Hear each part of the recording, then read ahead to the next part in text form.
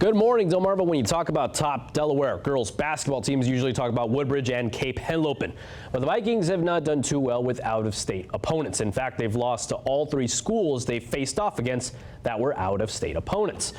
That's why this past Saturday's matchup against Shipley mattered so much. Oh, and the cherry on top, they would also be defending their home court.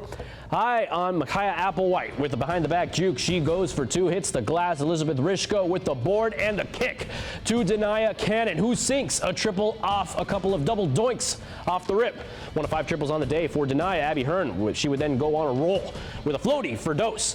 And she was on fire with a triple from the corner of downtown. Nothing but net right there. Then on this next play, Lauren Head snags the offensive board and kicks it to downtown Abby Hearn with another sweet swish and one, son.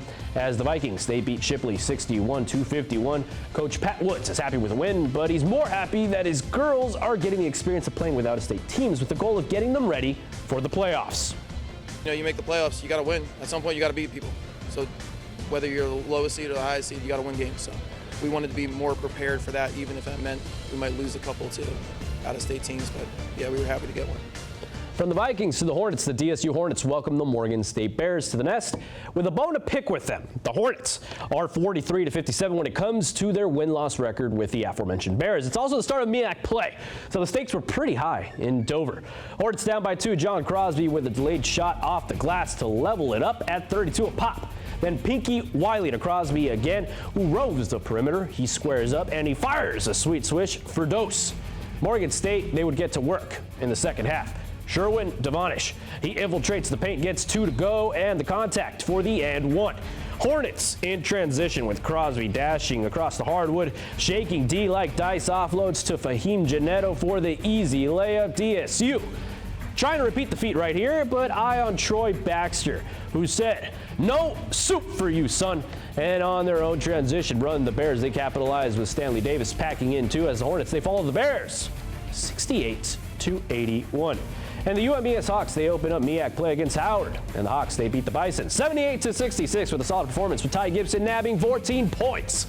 On to the Terps, Ricky Lindo Jr. When it isn't your day, it isn't your day, man. Double sacking Trace Jackson Davis to the attack for 2 on the transition bucket. Then Maryland, they got to work. Daryl Morcell, he pops up a deuce to cap off an 11-0 run. Aaron Wiggins flexing big time on this one. Aaron, he dashes into the paint and boom, shakalaka slams down the gavel on the Hoosiers, letting them know they're on Terp territory. Yes, sir. They'd have a sloppy Hoosier run, turtle power in full force. Wiggins to Donta Scott with a Donta smash. Terps up by 15. 5 left on the clock. Anthony Cowan Jr. breaking ankles and cashing out a sweet over-under check to finish the job. The Terps, they clock the Hoosiers 75-59, the final score. On to the Lake Show versus the Pelicans. Danny Green with a parabola at AD Anthony Davis. Wow, he smacks that ball home. It's behind his head, folks. AD is just incredible, like Mr. Fantastic right there.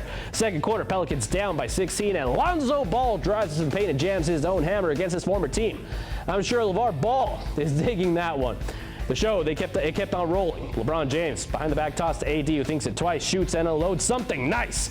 Nothing like the sound of a sweet swish. Then it was time for the King to have a crack at it. He fakes a kick in the air and he sinks in a slick deuce. Then Braun and Brow, they connected. There's the alley and there's AD with the oop. Yes, sir. The Lake Show makes another one bite the dust. 123-113, the final score.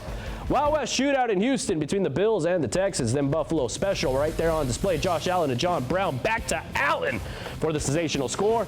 16-0 in favor of the Bills with under 2 to play in the third. Deshaun Watson wakes up in a big way for the score, +2 to light a fire under the Texans. This would lead to 19 unanswered points in the span of a little over 10 minutes.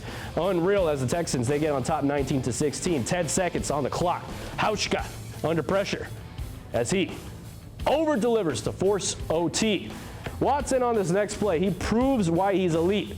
The unsinkable Deshaun Watson, he does the unthinkable on balance, off balance. Ooh, yeah, it doesn't matter as he tosses it to Taiwan Jones, setting up the moment of truth. All eyes on Kaimi Fairbairn. Lines up his crosshairs, and that's all she wrote. Devon, get the tables. I feel like smashing through a folding table right now. Shout out to the Dudley boys. Classic WWE reference right there. As the Bills, they drop a close one in OT, 19-22, the final score.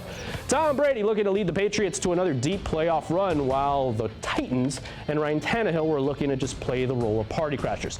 Tannehill fires to Anthony Firkser to put the Titans on top 7-3. Pats retort with Julian Edelman getting the rock from the GOAT himself for the 5-yard score. The Pats are up by 3. Tannehill, again, cooking up something special right here. Screen toss to Derrick Henry, who bobs and weaves through the Beantown defense. He gets to the doorstep of the end zone, and then he punches it into the end zone to dial in another 7 for the Titans in the wild card game. As the Titans, they clock the Pats. Oh my, 20-13 the final score. The Pats are out. Now on to the mat. Cameron Cataldi of CR won the 106-pound division at the Delcastle Invitational. The Surgeon, CR's Jackson Dean, won the 152-pound division. He also won Outstanding Wrestler of the Tournament. Very well deserved. In the 220-pound division, G-Town's Seth Layfield cleaned out his division, clinching first place. And in 285, Kevin Hudson from CR claimed the heavyweight crown. Congratulations to all Henlopen wrestlers on the awesome feat. And at the Easton New Year's Brawl, congratulations to 106-pounder Jack Hooks of Kent Island, 140-pounder Maximus Bentley. That's such an awesome name. Of Easton, 172-pounder Randy Main of Kent Island, 184-pounder Micah Reddish of Bennett, and 220-pounder Hayden Blanchard of Kent Island on cleaning out their respective divisions. Congratulations, boys. And that's a look at sports. Have a fantastic and supercalifragilistic expialidocious rest of your morning, DeMarvin. I'll see you in a few.